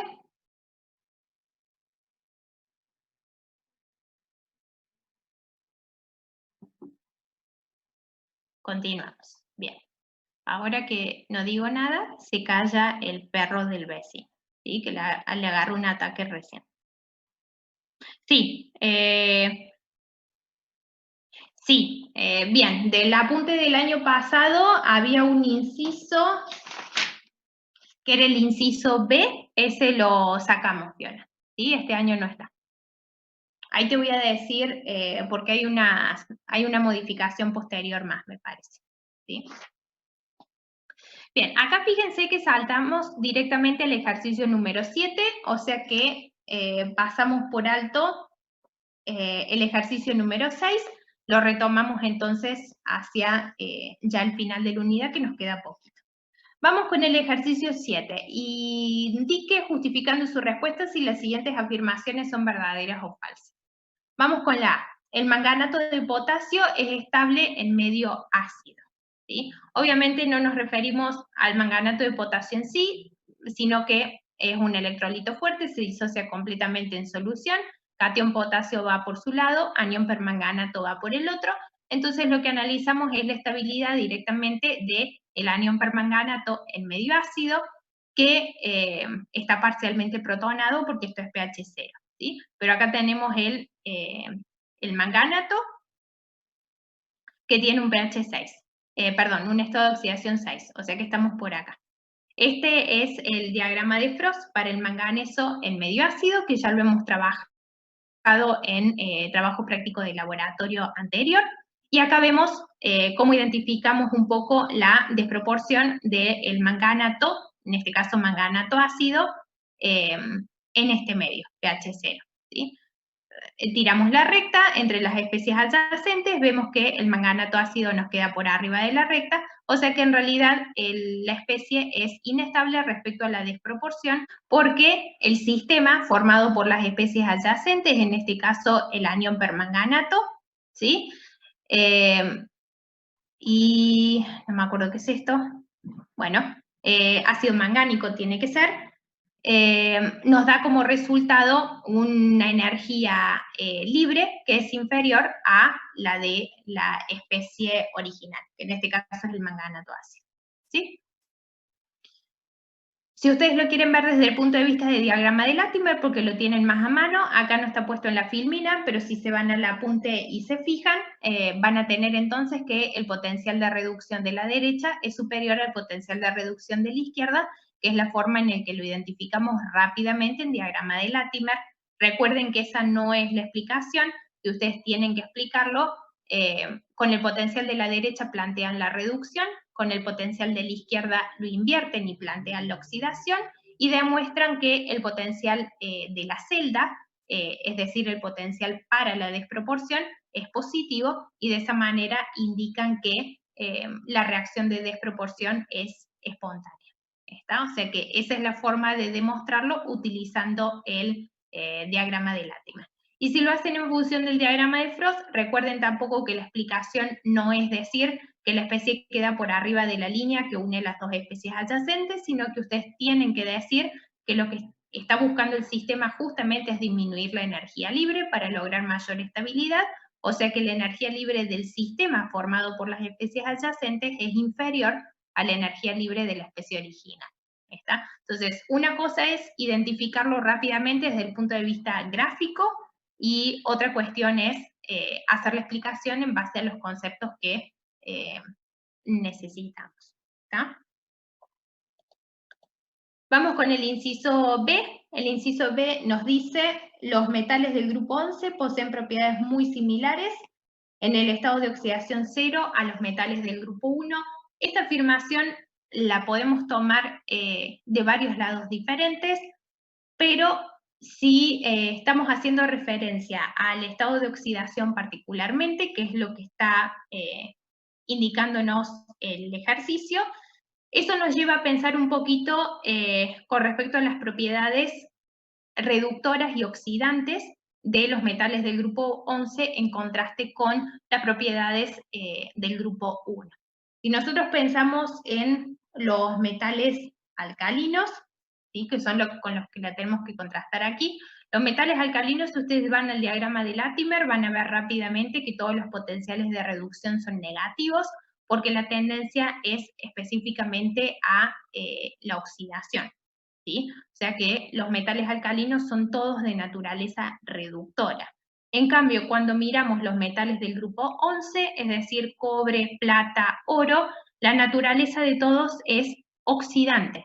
¿Sí? Fíjense que en general todos los potenciales de reducción son positivos, o sea que la tendencia siempre es a lograr el estado de oxidación cero, que es el más estable para este grupo. ¿Sí?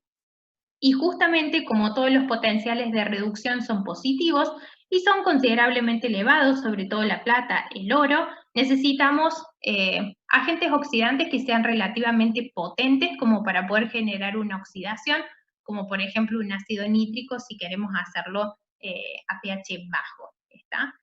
Eso es justamente lo que nos lleva a clasificar estos metales como metales nobles particularmente. ¿Sí?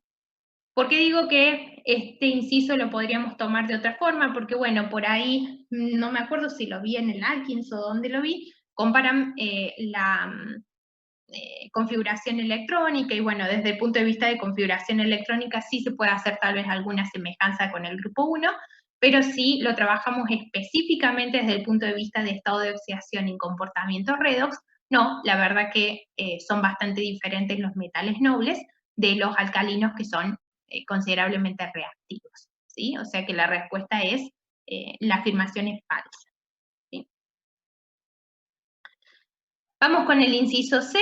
El inciso C nos dice, el tercer potencial de ionización del manganeso es menor que el correspondiente al tercero al hierro, es decir, el tercero del hierro.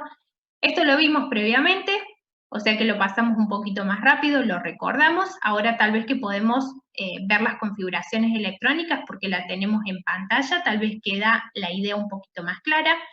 Esta es la gráfica que teníamos antes de la energía de ionización 1, 2 y 3 para los elementos de la primera serie de transición, y veíamos estos dos saltos que tenemos acá, que justamente indicaban para el manganeso una energía de ionización número 3, un tanto superior que la que esperábamos por la tendencia, y para el hierro, al revés, una energía de ionización 3, un tanto inferior a la que hubiésemos esperado por la tendencia.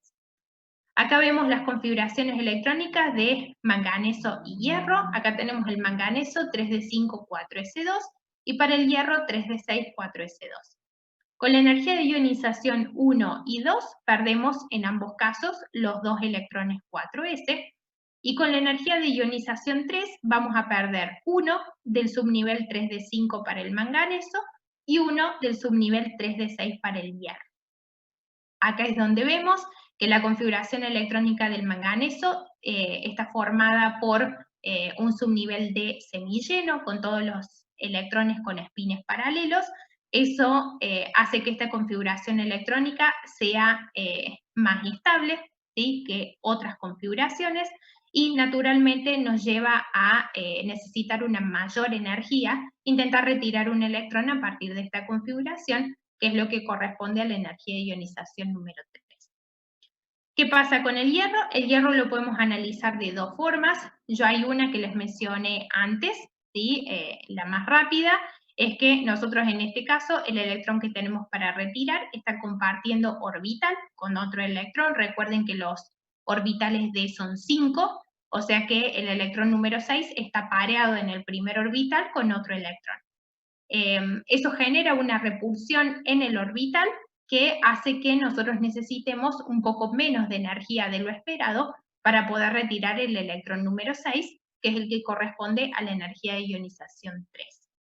Otra forma en la cual lo podemos ver es que cuando retiremos el electrón número 6, fíjense, nos quedamos con una configuración electrónica 3d5, parecida a la original del manganeso, y como esa configuración electrónica dijimos que era más estable que otras, pero ahora es la configuración electrónica que obtenemos como producto, ¿sí?, de este proceso. Al ser más estable, eso favorece termodinámicamente el proceso, o sea que estamos requiriendo menor cantidad de energía de lo que nosotros hubiésemos esperado, ¿sí? De cualquiera de las dos formas lo pueden explicar y estaría bien, ¿sí? Pero bueno, acá les queda un resumen de lo que hablamos y las dos explicaciones para el hierro, así tienen anotadas las dos.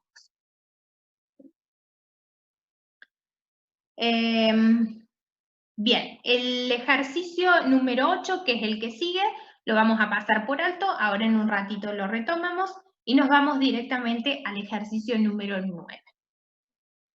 El ejercicio número 9 es marcha de cationes. Marcha de cationes ya se los habíamos mencionado anteriormente y ustedes vieron un ejemplo en el teórico el lunes pasado.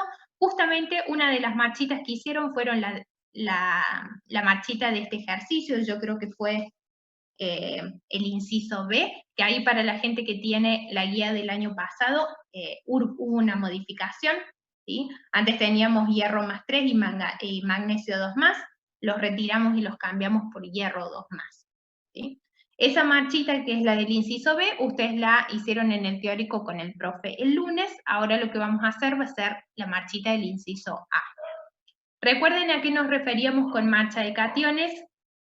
La idea es básicamente, nosotros tenemos todos los cationes mezclados, tenemos que intentar utilizar las distintas reacciones que sufre cada uno de estos elementos como cationes para poder llegar a separar uno completamente del otro y si pudiéramos proponer alguna reacción de identificación que confirme que nosotros específicamente dejamos ese cation separado, sería lo ideal, ¿sí? Sí, por acá Fiona me pregunta los cambios en el inciso B. Originalmente, Fiona, no sé si, bueno, yo acá tengo, sí, es la guía del 2019. Originalmente en el inciso B ustedes tenían cation zinc, cation aluminio, cation férrico, magnesio 2 más y níquel 2 más. Ahora sacamos el magnesio y sacamos el hierro 3 más y te queda directamente zinc 2 más, aluminio 3 más, hierro 2 más y níquel 2 más, que es la marchita que resolvieron en el teórico con el profe el lunes. ¿Sí? Bien, el inciso A queda tal cual como está. Este ejercicio es importante, ¿sí? Cualquier persona que esté por ahí recursando la materia, tomándola de nuevo, les puede decir que siempre tomamos marcha de cationes. Si no es en el parcial, es en el final, es en un oral, ¿sí? En algún momento una marcha de cationes, bueno, acá Fiona se los pone, sale sí o sí, ¿sí? ¿Por qué la marcha de cationes es tan importante para nosotros? Por una cuestión de que acá podemos evaluar un poco el conocimiento que tienen ustedes sobre el comportamiento de los distintos cationes, no solamente transición, que es lo que estamos viendo puntualmente ahora, sino que reunimos un poco todo lo que hemos visto de química cualitativa de los grupos, porque fíjense que incluso puede llegar a aparecer algún cation alcalino, un alcalino térreo, ¿sí? Entonces es un ejercicio donde simple, rápido, podemos llegar a evaluar un poco todo el conocimiento que tienen ustedes sobre química descriptiva de los grupos. ¿Cómo yo encaro este tipo de ejercicios? Por ahí cuesta un poco al principio decantar, pero una vez que le agarran la mano, me parece que eventualmente les resulta un poco más sencillo. Yo lo primero que hago es un escaneo de los elementos que tenemos acá para separar. Intento recordar un poco qué es lo característico que nosotros vimos sobre cada uno de ellos. Puntualmente, ¿sí? Si hay alguien que sea anfotérico, eso es importante, porque al anfotérico lo podemos separar ya sea en ácido, en básico, ¿sí? El anfotérico es un poco un comodín, ¿sí? Si hay alguien que particularmente forme un complejo estable que sea importante, por ejemplo, un complejo amoniacal, puede ser un complejo con oxidrilos, ¿sí? No tanto un complejo acuo, porque el complejo acuo no, en general no me ayuda mucho, ¿sí? Pero algún complejo de con ciano, con tiosulfato, con amoníaco, con oxidrilo, como les decía, algún complejo de esos más específicos. Y si no, alguna cosa particular o interesante, específica que hayamos aprendido para ese elemento o para esa familia de elementos pertenecientes al grupo. Entonces, específicamente relacionándolo con lo que tenemos acá. Si yo empiezo a mirar, el que me salta a simple vista a mí es el bario. ¿Por qué? Porque es el único que tengo alcalino térreo. Después, cobalto y hierro son de transición, entonces sabemos que la cantidad de reacciones que sufren, sobre todo la facilidad de formación de complejos, viene muy bien, ¿sí? Pero es bastante diferente al comportamiento por ahí que tiene un alcalino térreo. Y el plomo sabemos que es grupo 4, o sea que tiene un comportamiento por ahí distinto al que tiene el bario, que es alcalino térreo, y al que tiene el cobalto y el hierro, que pertenecen a transición. Entonces, hago como una separación genérica de dónde está cada uno de ellos en la tabla periódica. Y entonces, como les decía, el primero que me salta a la vista es el bario, que es alcalino térreo. ¿Por qué? Porque el alcalino térreo como tal, como que no tiene mucha facilidad de hacer muchas cosas, ¿está? ¿Qué es lo que nosotros vimos sobre los alcalinos térreos y los alcalinos, que por ahí es importante para una marcha de cationes? En el caso del bario, por ejemplo, sabemos que el hidróxido es soluble, ¿sí? Y sabemos que un sulfato, por ejemplo, o un cromato, precipita, ¿sí? Entonces, sé con qué dejarlo soluble y sé con qué precipitarlo, ¿sí? O sea que por ahí me lo anoto un poco y me lo dejo de reserva. Vamos con el plomo. ¿Qué sabemos del plomo? El plomo, por ahí lo interesante que tiene es que tiene un comportamiento de naturaleza, sí, anfotérica, y yo cuando miro el plomo, lo primero que se me viene a la cabeza es, si bien es de naturaleza anfotérica, cuando yo lo combino con una base, genera el hidróxido de plomo, ¿sí? Hidróxido de plomo 2. Y si yo le pongo oxidrilos en exceso, genera el anión plumbato, que lo hemos trabajado varias veces también. Entonces, eso es lo que cuando yo miro el plomo, lo que se me viene a la cabeza más rápidamente. ¿Y qué conocemos del cobalto y del hierro, que son de transición? Cuando miro el hierro, lo primero en lo que pienso es que ustedes recuerden que el hierro 3+, así como el hierro 2+, precipitan en un medio alcalino y generan el hierro 3, el hidróxido férrico en este caso, o el hidróxido ferroso para el hierro 2+. Y recuerden que esos hidróxidos, no importa la cantidad de base que nosotros le pongamos, es decir, le pongamos oxidrilos en exceso, siguen precipitando, o sea, no hacen un complejo con oxidrilos, tampoco hace complejo amoniacal, tampoco es anfotérico, o sea que el hierro lo único que podemos hacer es ponerle oxidrilos, precipitarlo y sacarlo del medio, y después como mucho de última lo podemos redisolver agregándole ácido, pero no podemos hacer mucho más que eso, ¿sí? Y del cobalto, bueno, el cobalto por ahí es el que menos conocemos de todos los que tenemos acá.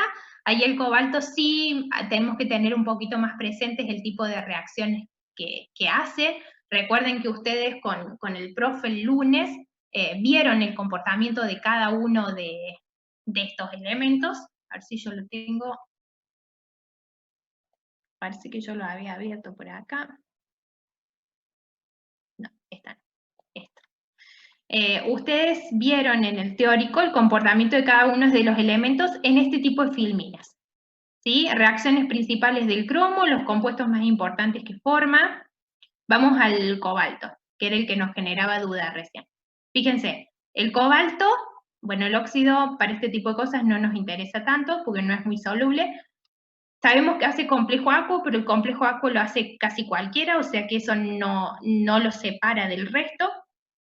Pero sí, fíjense, sabemos que precipita el hidróxido, el medio alcalino.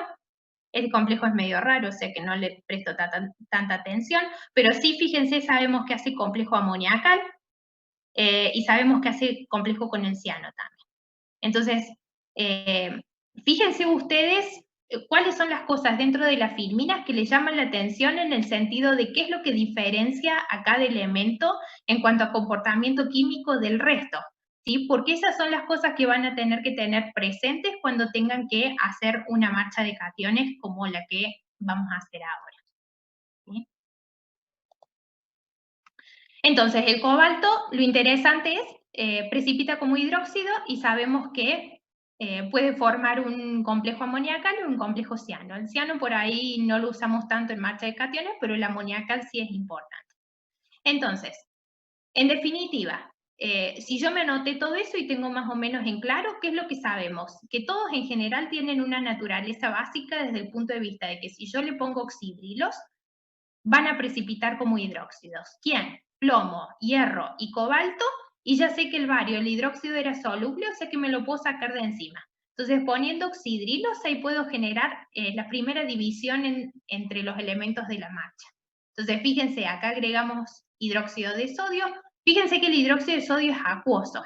No ponemos hidróxido de sodio ni concentrado ni en exceso, porque si ustedes ponen o concentrado o en exceso, lo que ustedes quieran, entonces eso significa que estamos poniendo oxidrilos por demás, que no es lo que quiero hacer ahora, porque yo ahora lo único que quiero hacer es precipitar los hidróxidos que puedo precipitar.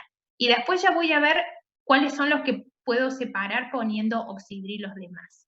¿Sí? Entonces por ahora pongo hidróxido acuoso y puedo separar el sobrenadante, que es el hidróxido de bario, que ya sabemos que es soluble. Después el hidróxido de bario, si yo le quisiera hacer una identificación, le podemos agregar, por ejemplo, sulfato de sodio y tendría que aparecer un precipitado blanco típico, que en realidad tampoco que es mucha identificación, porque sabemos que los alcalinos y los alcalinoterrios todos precipitan blanco, ¿sí? O sea que no hay ningún color así que salga de lo normal, pero bueno, lo podemos hacer como una reacción extra, ¿sí? Si nos acordamos. ¿Y qué pasaba con el filtrado? Precipitábamos todos los hidróxidos de estos tres elementos, ¿sí? Cobalto, hierro, plomo. ¿Qué es lo que sabemos de estos tres? Sabemos que el hierro, no importa qué fuera lo que hiciéramos, si seguíamos agregando oxidrilos, iba a seguir precipitando, ¿sí? El cobalto con oxidrilo sigue precipitando, porque los complejos que hacían era el amoniacal o el complejo con el ciano. En cambio, el plomo sí teníamos presente que si le agregábamos oxidrilos de más, hacía plumbato. Entonces agregamos oxidrilos en exceso, lo pueden poner así o lo pueden poner concentrado, como ustedes quieran. Y ahí separamos el sobrenadante, que es el anión plumbato, que recuerden que como es un complejo soluble. Y si quieren hacer acá una identificación, sí, lo podemos mezclar con cromato de potasio y aparece el precipitado de cromato de plomo 2, que tiene ese amarillo intenso que es típico. ¿Sí? Si no se acuerdan por ahí de esto, no se preocupen. Ahora vamos a ver un poquito más en detalle todas estas reacciones de precipitados y colores más desde el laboratorio, ¿sí? Por eso es que también para toda esta parte los trabajos prácticos de laboratorio son muy importantes, chicos, ¿sí? Y no sé cómo recalcárselos, son muy importantes. Los dos que veamos hoy y los que los que trabajemos con complejos posteriormente, porque todo lo que es quién precipita, qué color es el precipitado, qué color es el complejo, todo eso es conocimiento que ustedes sacan del trabajo práctico de laboratorio, ¿sí? Y bueno, entonces con exceso nos seguía quedando cobalto y hierro precipitados como hidróxido, que no pasaba nada, ¿sí? ¿Qué es lo que separaba uno del otro o lo diferenciaba?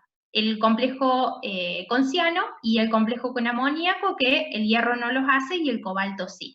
Como el ciano es medio raro, el amoníaco es como mucho más fácil de conseguir en el laboratorio, siempre piensen en cosas que sean sencillas o cosas que podemos hacer en el laboratorio, nada rebuscado ni muy elaborado.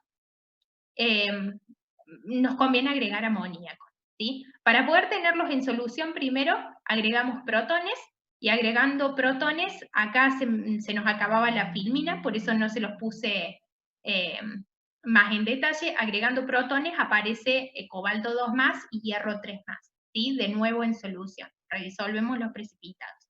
Después ya veo si antes de subirle la filmina se lo puedo agregar.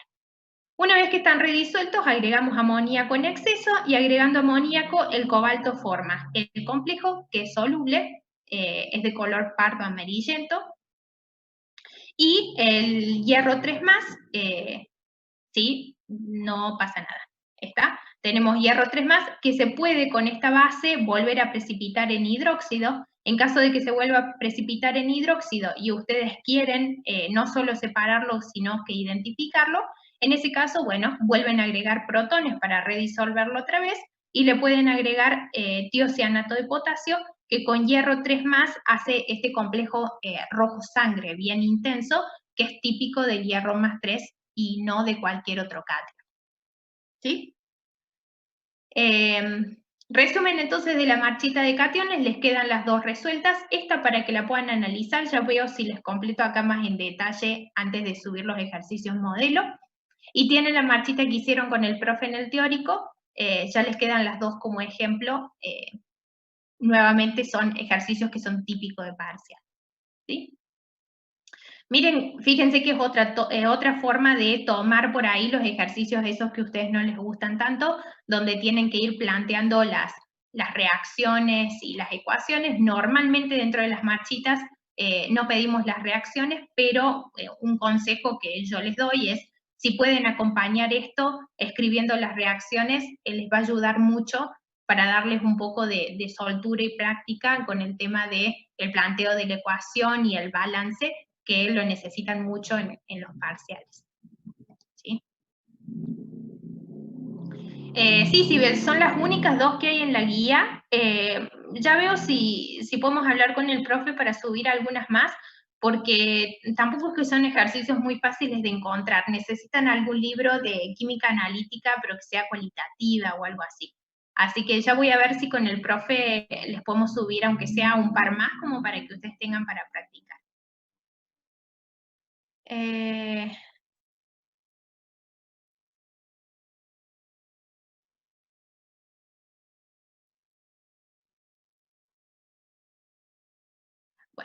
Perdón, estoy leyendo por acá, Fiona me pone en el chat, cuando agregamos amoníaco en exceso por acá, tenemos el complejo de cobalto y el hierro 3 más, ambos en solución. No, acá es que yo les decía, con el amoníaco en exceso, como la naturaleza es básica, en realidad se les va a formar el hidróxido de hierro de nuevo, ¿sí? O sea, acá lo que me faltó espacio es para ponerles que con el protón redisuelven estos precipitados, aparece hierro 3 más y cobalto 2 más. Cuando agregan el amoníaco en exceso, se forma el complejo acá, y acá en el hierro, en realidad, lo vamos a anotar para que sea mejor, se les va a formar el hidróxido nuevamente, por la naturaleza básica del amoníaco, ¿verdad?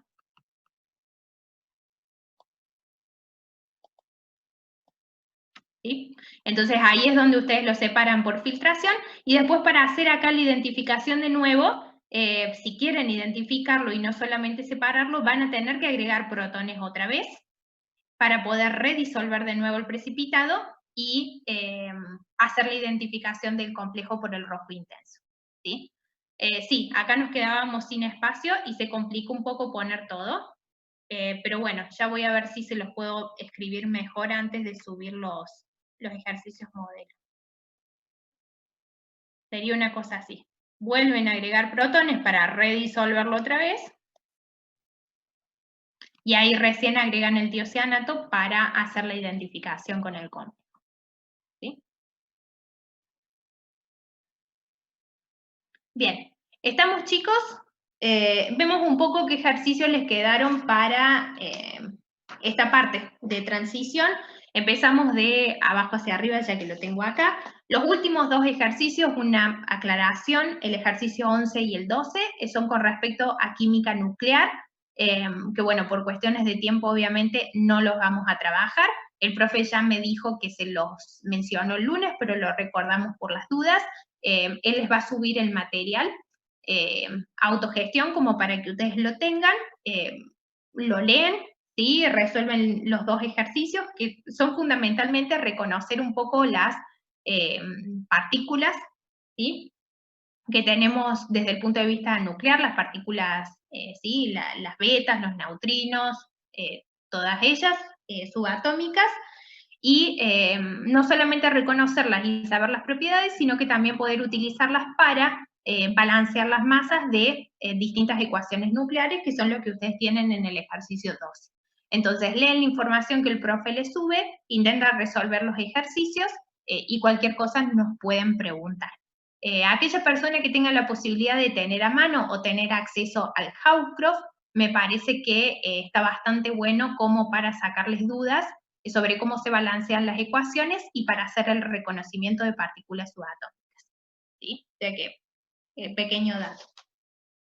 Entonces, bueno, eso queda después para cuando tengan que rendir el final. El ejercicio número 10, que tampoco lo resolvimos, es simplemente teórico, les pide describir un poco las características de los elementos de transición interna, es decir, hablar un poco sobre lantánidos y actínidos, básicamente sobre lantánidos, porque los actínidos, si ustedes se fijan, en general son radioactivos, o sea que no hay mucho que podamos decir. Es ir al libro o buscar un poquito, leer información de internet, traten que la fuente sea lo más fidedigna posible, como para leer un poco sobre cuáles son las reacciones típicas, cuáles son los estados de oxidación más comunes, como para tener un poquito de información al respecto, ¿sí? Por si sale alguna preguntita. Y en la parte C explique qué se entiende por contracción lantánida, que es un concepto que ya hemos trabajado previamente. Ahí me salta el aviso de los 10 minutos. Vamos a cerrar esto ahora, así ya en la próxima reunión arrancamos con los trabajos prácticos de laboratorio.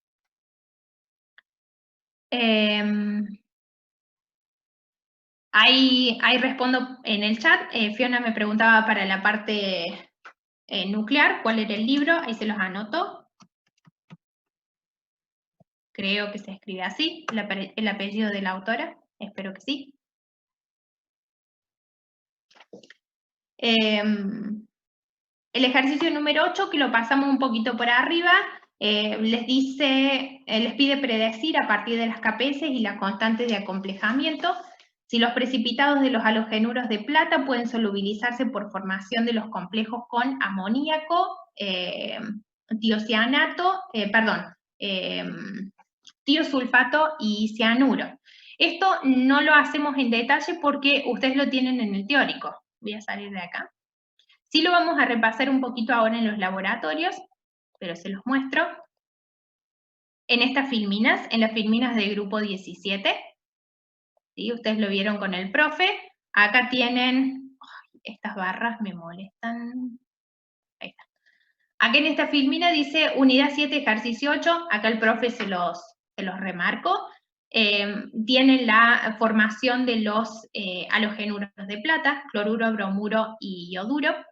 Tienen las ecuaciones de disociación, los equilibrios de disociación, acompañados de las KPS, y después tienen las ecuaciones de formación de la plata con el amoníaco, el tiosulfato y el cianuro, ¿sí? De los tres complejos. Fíjense con las K de formación que corresponden a cada uno de ellos. Miren que el complejo con el amoníaco, si bien es bastante estable, es el menos estable de los tres, porque tiene la K de formación más pequeña. Luego le sigue el del tiosulfato, y por último el de cianuro es el más estable de todos.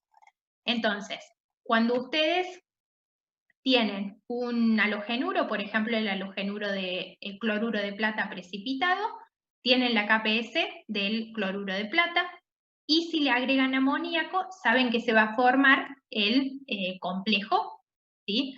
Que esto vendría a ser diaminoplata 1, que ya hemos visto en la parte de nomenclatura, y tienen la K de formación para el complejo también. Sacan la ecuación global, que vendría a ser la suma de las dos ecuaciones previas, y sacan la K, que sería la global, que es el producto de la KPS por la K de formación. Recuerden que esto lo vimos en la unidad de redox. Cuando sumamos dos ecuaciones, las K se multiplican, y el resultado tiene que ser superior a 10 a la menos 5 para poder predecir que el precipitado se solubiliza por formación del complejo. Entonces, fíjense que con el amoníaco, que es el complejo por ahí el más inestable de los tres, ustedes pueden alcanzar a redisolver el cloruro de plata, pero el bromuro de plata y el ioduro de plata ya no se solubilizan. Con el tiosulfato, si ustedes hacen la cuenta, ven que con el tiosulfato ya se solubilizan los tres, cloruro, bromuro y ioduro, y obviamente con el ciano, que era el complejo más estable de los tres, también se van a solubilizar los tres precipitados, ¿sí? Tanto amoníaco como tiosulfato como ciano. Procesar un poquito todo esto, pasarlo en limpio, interpretarlo, es básicamente lo que les está pidiendo el ejercicio número 8. ¿Sí? El 7 lo resolvimos. El ejercicio 6 es simple, les pide en base a la relación carga-tamaño para los iones dipositivos de la primera serie de transición. Les pide indicar cómo serán los delta H de hidratación con respecto al catión calcio. Recuerden que acá el delta H de hidratación más exotérmico es, ¿sí? Si la interacción entre el catión y las moléculas de solvente es más marcada. Y mejor será esa interacción si el catión tiene una densidad de carga o un parámetro electrostático que sea más elevado. O sea que estamos buscando, para tener una delta H de hidratación que sea muy exotérmica, tener elevada carga o bajo radio, ¿sí? O las dos cosas. Si estamos analizando todos iones dipositivos, entonces la carga es constante. Nos tenemos que fijar qué pasa con el radio. Compararán entonces ustedes qué sucede con los radios de los iones de la primera serie de transición en general, porque ya hemos visto que los radios son bastante constantes, en comparación con el calcio 2+, que vendría a estar antes del inicio de la primera serie. Entonces, haciendo ese contraste, pueden decir un poquito qué es lo que sucede con los delta H de hidratación. ¿Sí? El 5 lo resolvimos, 4 resolvimos, 3 también y 2 también, o sea que nos queda solamente el 1, donde les pide comentar cuáles son los electrones que generalmente participan en la unión metálica para los metales de transición. Esto ya lo hemos visto cuando hablamos justamente de la formación de la banda NS y de la banda N-1D, así que allí pueden comentar sin problema. Y en el inciso B, en base a los potenciales redox de los elementos de transición, discute la disolución de estos metales frente a los protones o medio ácido. Esto lo tienen bastante bien definido en el teórico. Los metales de transición, recuerden que si estamos poniendo un ácido mineral que no es oxidante, por ejemplo un ácido clorhídrico, que es el ejemplo típico, todos los metales tienden a liberar hidrógeno, ¿sí? Y por supuesto, si el protón se reduce a hidrógeno, entonces el metal se va a oxidar, y eso se relaciona coherentemente con los estados de oxidación negativos, de reducción negativos que en general tienen los metales que tienen tendencia a la oxidación. Obviamente que estamos hablando de todos, exceptuando el grupo de los metales nobles que van al revés del resto porque tienen tendencia a la reducción. Ya si ponemos un ácido que sea oxidante, como por ejemplo un nítrico, un sulfúrico, la cuestión cambia. Ahí no tenemos liberación de hidrógeno, sino que se produce un pasivado de la superficie por la formación del óxido que cubre las capas más internas.